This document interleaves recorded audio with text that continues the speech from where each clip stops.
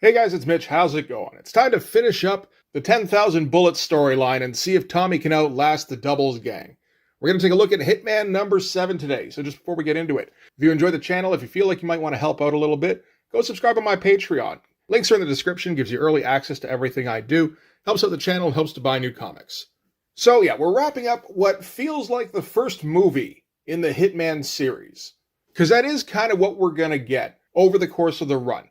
It's little 4 or 5 issue storylines. There's usually a couple of subplots.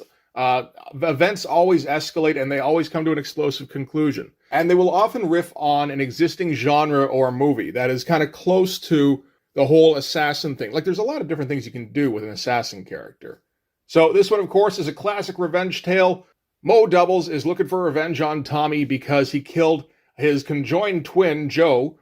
And of course, the fact that he's sharing a body with a corpse is slowly killing Mo himself. He's hired Tommy Navarone, the best assassin in the world, to kill Tommy and, pretty much anybody else in the vicinity.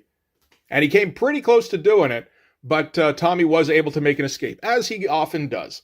So in an attempt to find out where Tommy was holed up, he was able to track down Tommy's best friend, Pat, for the purpose of trying to get some information out of him. Pat didn't talk. Although, Tommy ended up wishing he might have, because, what he did to Pat, it seemed like it was probably pretty gruesome. And now it's Tommy's turn to go looking for some revenge. So, he's heading back up to the Dubelz mansion, and we're going to see how close to those 10,000 bullets we can end up using. So, starting off with the cover here, it's a pretty good one for John McCrea. John McCrea doesn't usually go for a particularly elaborate cover or, an awesome image. He's got more of a cartoony style, and he draws more cartoony covers.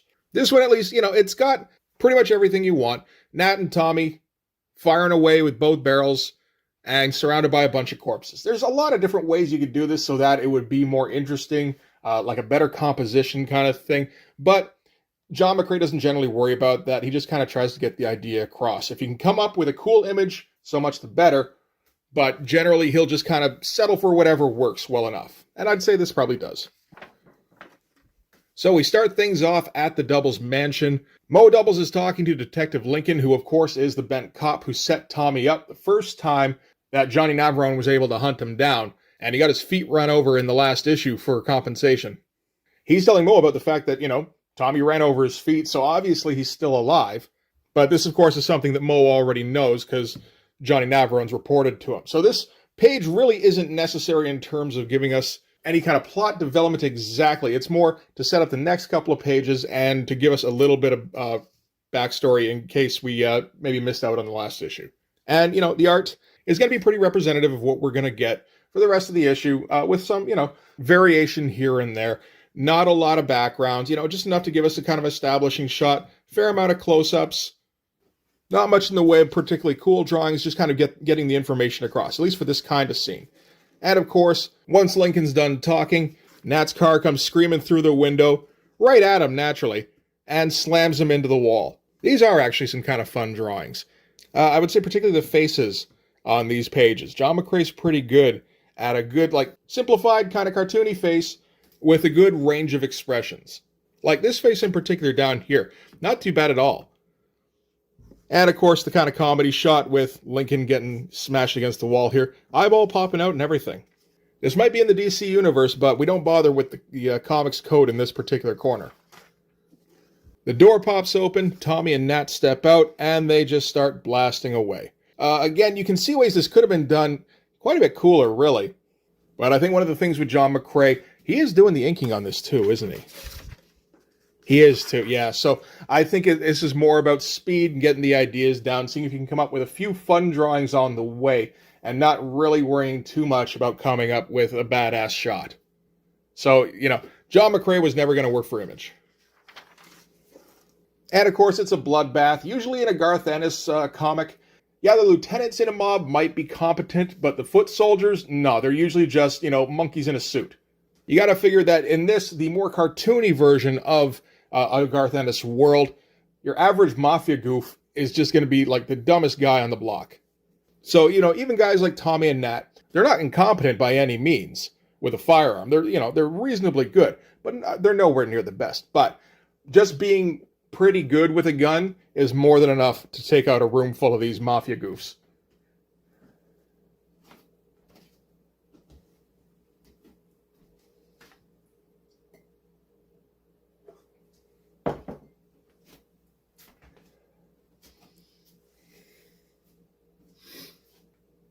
And the bullets start flying. Everyone starts just exploding blood out every which way. So John McCrae's got a particular technique he wants to use for a bullet hitting home. Works fairly well. Joe Dubelz' head explodes. It's okay. Joe was already dead. Mo still has to mourn him anyway. And after confirming that he is still getting paid, Navarone is going to help Mo to get at least out of this particular room with all the bullets. You know, I'm kind of tempted to try and take a bit of a stab at some of these pages to see if I can come up with, like, you know, more interesting drawings. I'm thinking about it, though. I don't know if it would work. Like, if I did, like, because I'd be tempted to do an image type style where you go line heavy, like lots of rendering, cross-hatching, dramatic lighting, and you try and find a cool angle and all of that. But when you get to the more comedic elements in this, which, I mean, every page generally has some comedic element. Well, maybe not this one. But as a general rule, you know, I don't think a cooler style would really work with this story. So Johnny manages to get Mo out of the exploding war zone, and they come across a couple more other guys, send them in to try and deal with Tommy and Nat. That goes about as well as you'd expect, where they just kind of rush in and start spraying bullets, but Tommy and Nat, of course, kind of see it coming because they're not exactly quiet. Just blow away the first wave that rushed through the door, and then mop up the guys behind them as well. So yeah, just no real effort necessary to wipe out this particular crew. It's just, you know, it's going to take a lot of bullets. Maybe even 5 figures worth of bullets. Meanwhile, outside, Night Fist has been drawn to the conflict. Night Fist, of course, is the Shadowhawk-like vigilante who has been beating down drug dealers. And then to add that little extra zing to his evening, he's been stealing their coke and then dealing it back to people. And he's looking for vengeance because, of course, Tommy and Nat were originally hired to take out Night Fist. That was how Lincoln set them up so that Johnny Navarone could find them. So he knows at least that the Dubelz crew is up here. He knows that Johnny Navarone is probably here. He knows about Tommy and Nat, and he seems to have figured out that they're here as well. So he figures he's going to sneak into the confusion and then find the ones who tried to kill him. And then the vengeance of Night Fist shall be complete. Kind of a nice silhouette shot here. Nicely framed with the terrain and the branch and everything. And, you know, silhouettes, always nice for getting a panel done quickly. So Johnny Navarone's going to head up to the roof so that he can ambush Nat and Tommy. And, I mean, he's the guy who'd know. He's the master assassin. Mo, of course, is not going up there because... is not going up with him because he thinks he knows better what he needs to do. It's probably for the best, actually. He's going to go look for some better firepower so that when Tommy and Nat find him, at least he'll be able to dish out, you know, some pretty heavy artillery. Johnny Navarone, yeah, like, he'll probably be safer for a little longer, but he was probably going to use Mo as a human shield or bait or something anyway. Meanwhile, back down below, Tommy and Nat are still wiping out mob goons, and they're not exactly feeling like they're wasting their time. And in a brief respite in the firefight, everybody ducks down behind something to reload, and that's when Night Fist busts in and yells, "Your evil ends here! Kiss your worthless lives goodbye and prepare to feel the all-consuming fury of..." Everybody pops up, blam, blam, blam, blam, blam, blam, blam, blam, blam. And I don't think he's coming back from this one. But at least he gets out one more squeaky Night Fist. And that's kind of what breaks the situation down below. The mob goofs are just going to be like, okay, you know what? This night is getting too fucking crazy. I got to get out of here. So their numbers are now dwindling. Matt tells Tommy to go looking for Mo and Johnny Navarone, and he'll just mop up down below. But, you know, like, that's a pretty good shot. You know, decent detail, fun pose, pretty gory for a DC comic in 1996. And yet still has that goofy element that I might have some difficulty pulling off myself, right? Alright, so Nat's managed to clear out the main floor here. He's heading off to the kitchen, where he has to deal with Mo Dubelz' cook, who's a weird giant cartoon character with a giant cleaver. And this fight's going to take up a couple of pages, actually. It's a bit of an odd sequence. The cook doesn't even know what's going on. He just knows that nobody's supposed to be in his kitchen. Mr. Dubelz said so. And because he's a pretty big dude, he's able to toss Nat around for a little while. Comes at him with the cleaver, but Nat's able to kick him in the throat with his tiny little foot. Look at that. Stops him cold for a second, gets his face down on the burner. That's kind of gross. And Cookie, of course, bats him away for that and starts dousing his face in water. But the moment allows Nat to go and pick up his gun. I mean, like, it's fun action stuff. It is a weird little tangent to this book, though, that takes just more space than it should. But this is the kind of thing that would have shown up, I think, in, like, the Demon when Garth Ennis was writing that with John McCrae. Just let's draw a weird character for a bit and let John draw his cartoons. And, it'll be fun. It'll take up some space. It's all good. And, of course, looks up. Nat's got the gun, pleads for mercy. And Nat tells him about how, before we came up here, my buddy Tommy, he said we kill everyone we find. And he ain't said shit since. So I ain't heard word one about mercy for the cook. Fun little badass moment. You can allow yourself these kind of things in this kind of story. Tommy makes his way upstairs. Thanks to the telepathy, he knows that Mo Dubelz has got an ambush ready for him, so he's got to do a big old Chow Yun Fat leap through the door shooting kind of deal.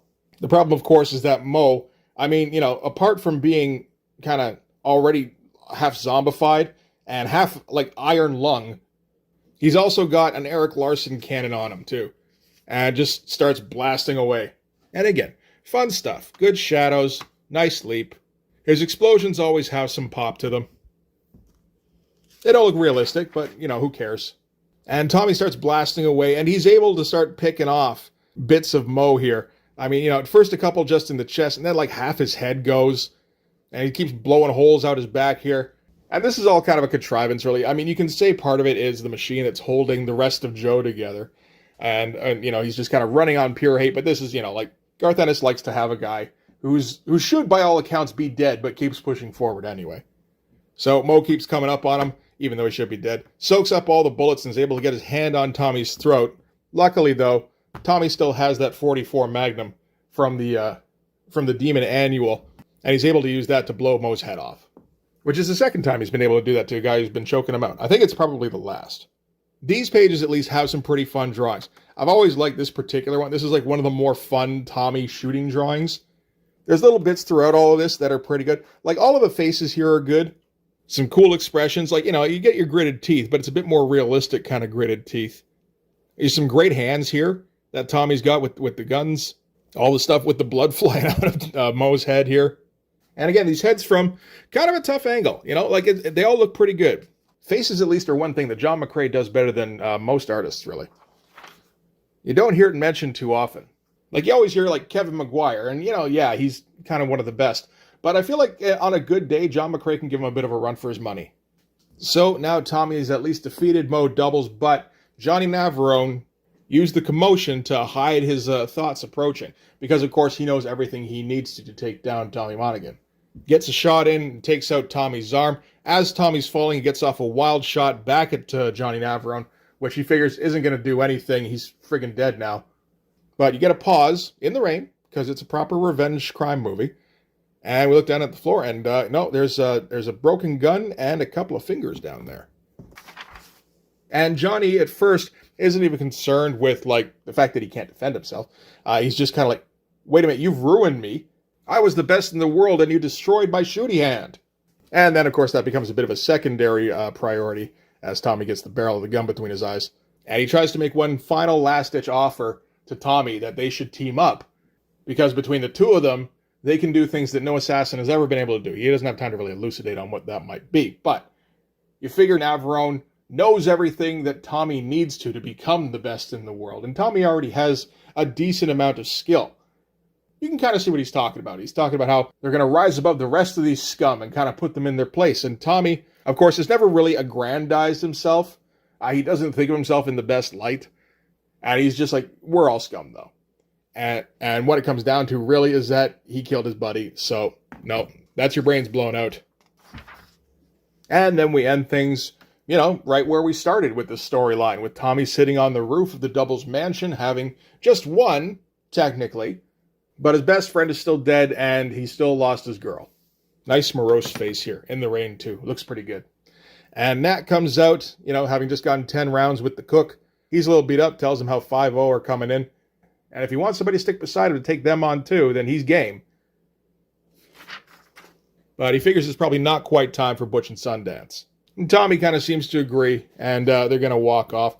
Nat tries to give him one last final piece of advice to not let this break him, essentially. He's had, like, a shitty few days, for sure. Probably the worst few days he's had, really.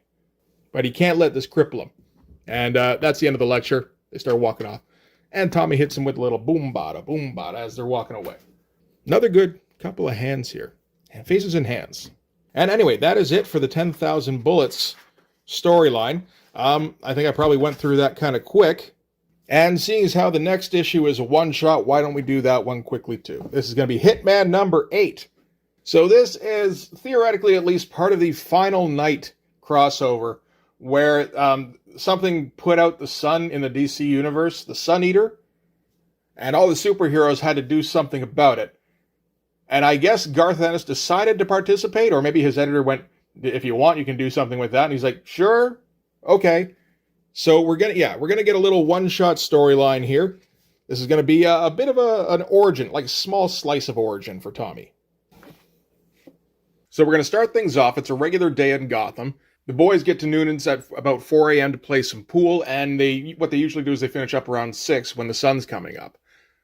Only this time, when they go to leave, there's no sun. And then, over the course of the next few days, it gets increasingly colder, and the locals all start going crazy because it's the end of the world. Except, of course, for Tommy and the boys. I mean, first of all, they live in the DC universe. They're used to something threatening the world once or twice a year. Secondly, given their profession, they're also used to the idea of buying it at any minute. And that's what we're going to get in this issue. This isn't going to be Tommy somehow using his X-ray vision and telepathy to help with the Sun Eater problem, because how would he do that? This isn't going to be Tommy and the boys doing something for the neighborhood while it slowly goes to shit, and it feels like everybody's obsessed with Armageddon, because they're hitmen. That's not really the kind of thing they would do. So what they are going to do is they're all going to hunker down in Noonan's bar and shoot the shit. And this is, of course, the heart of the Hitman comic, really, is a bunch of goofy assassins sitting in a bar and just kind of talking. Bit of a nice splash page, considering John McCrea doesn't always bother with figuring out perspective lines, but he kind of did in that one. Nice amount of detail as well. And what are they going to talk about while they wait for the world to get put back together as a bunch of hitmen? And since the idea of almost getting whacked doesn't exactly terrify them, what they're going to chat about is the closest they ever came to dying. And again, given their professions, you'd think this would all be something that happened on a job, but as we're going to see, that's not entirely the case. We start with Sean, so Pat's uncle and Tommy's father figure, who tells about when he fought back in Korea. And he tells a story about how him and his battalion were pushed back to a hill and they were ordered to stay there no matter what. So we're going to get a short little war story, which is appropriate for Garth Ennis. Garth Ennis loves his war stories. So they are able to hold off the first wave, at least, of the offensive. It does wipe out pretty much their entire battalion. So it's just Sean and his sergeant left. There's no ammunition to be found. It was all used up in that first wave, and it looks like a second wave is inbound, and they're all that's left. And of course, the young Sean goes, "What the hell are we going to do?" And the sergeant replies by fixing his bayonet. Which feels a bit like the point of the story, really. Hopeless situation, what are you going to do? Well, you're going to make sure you take as many of them with you as you can.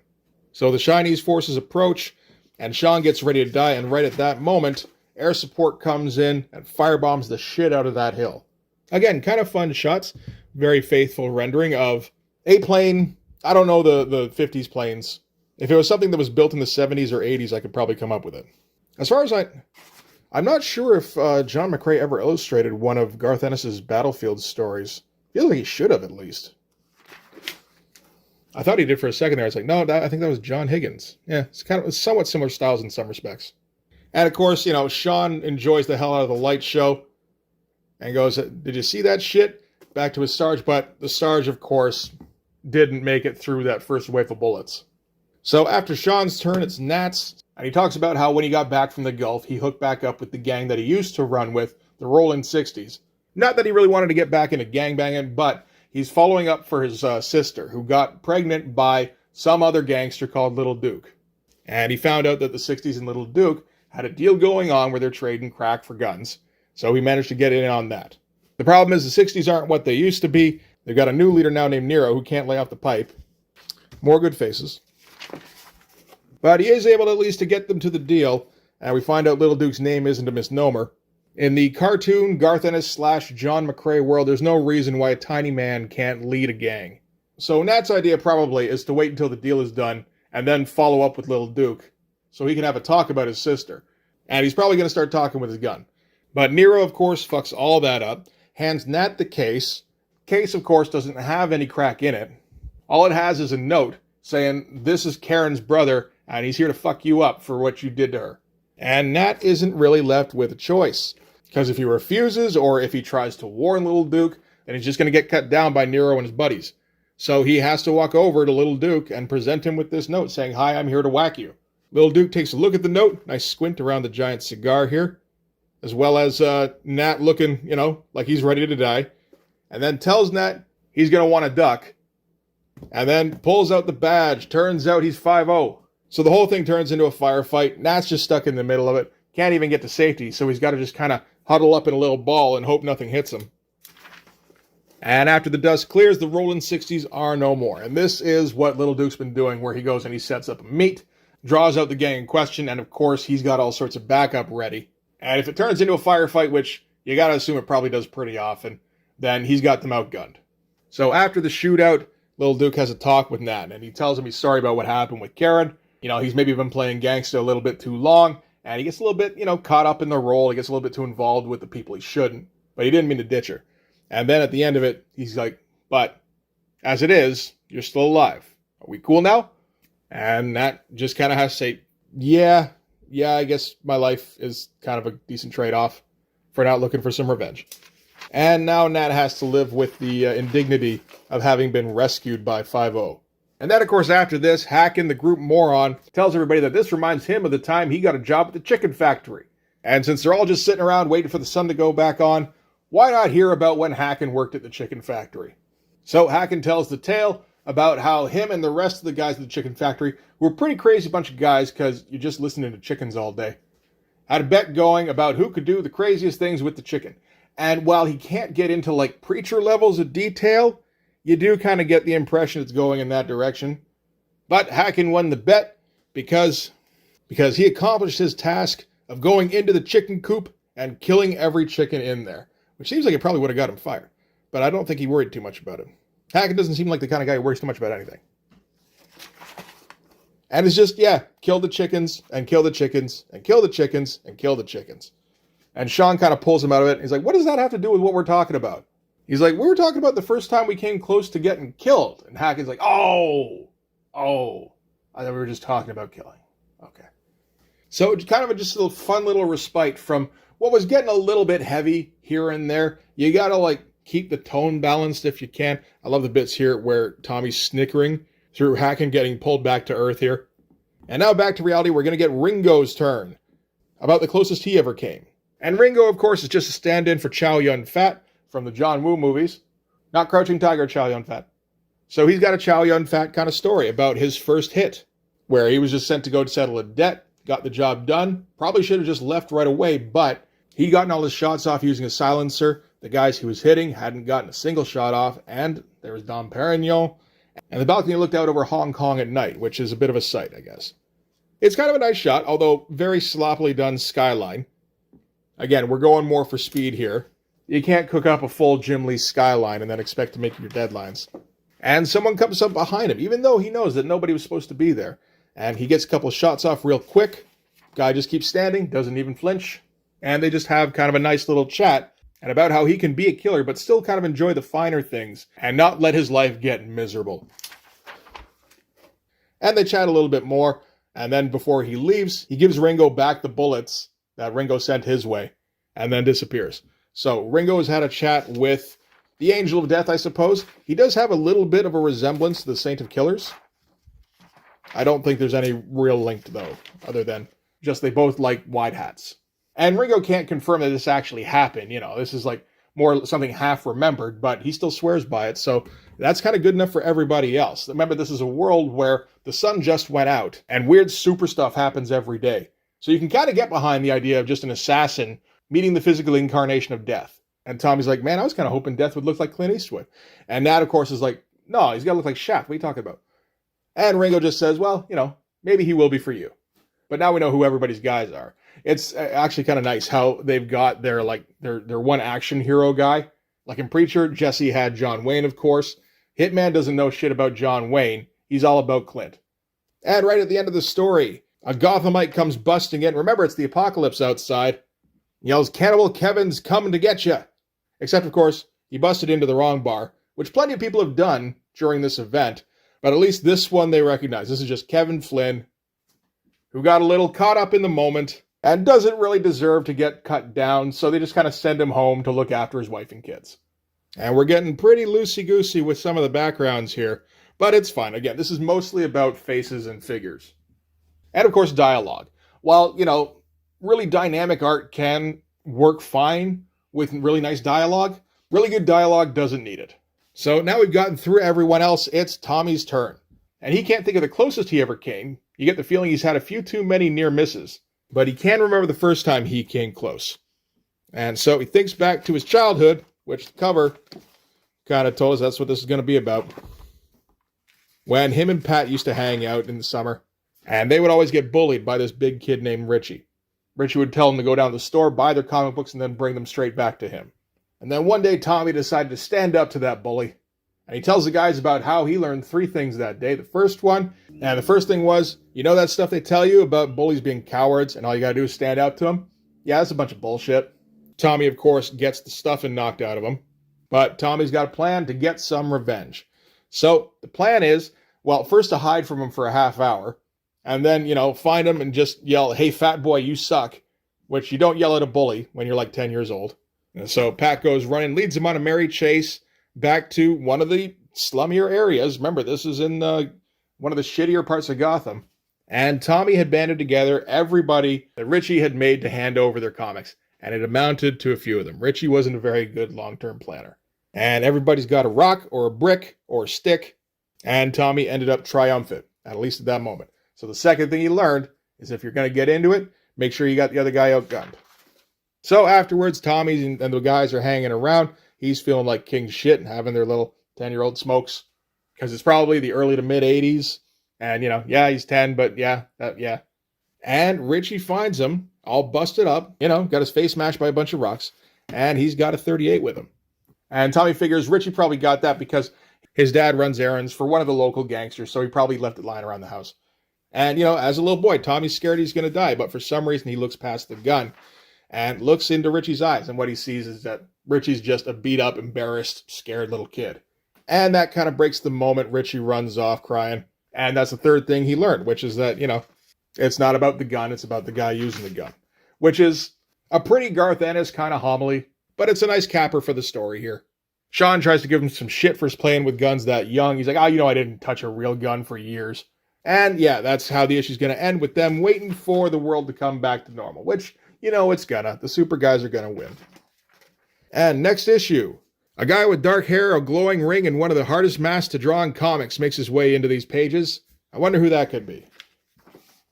I'll have to find out next time, because that's going to be it for Hitman number 8 and number 7.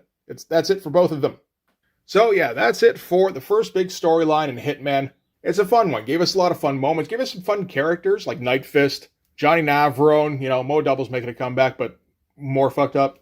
And it would have given you a good idea, I think, back then, of the direction Garth Ennis wanted to push the story. Where, it's largely a comedy book, really. But that doesn't mean it's immune to serious consequences. And of course, Tommy and his buddies are hitmen. And even if it's like a cartoonified version of Hitmen, the bullets fly pretty thick when that's your job. And eventually, there's always collateral damage. So next story we hit is going to be Local Heroes, co-starring Green Lantern, the Titanic team-up, which is a much better team-up than you might initially imagine it to be. But for this one, that's going to do it. Thanks very much for watching, guys. If you like this video, please hit like, hit subscribe, hit the notifications so you know when the next one's coming out. Go over and subscribe on my Patreon. It gives you early access to everything I do, from the Blood Force stuff to the YouTube videos before they get uploaded to YouTube, as well as some Patreon exclusive content. You can also follow me on Instagram and DM me there for commissions, and you can join the Blood Force Discord server. Every once in a while I try to do that without taking a breath, but the message has gotten so long now, that's virtually impossible. And I kind of started smoking again. It's not going to happen. Anyway, like I said, that's going to do it. Thanks again for watching, guys. I'll see you in the next one. Bye-bye.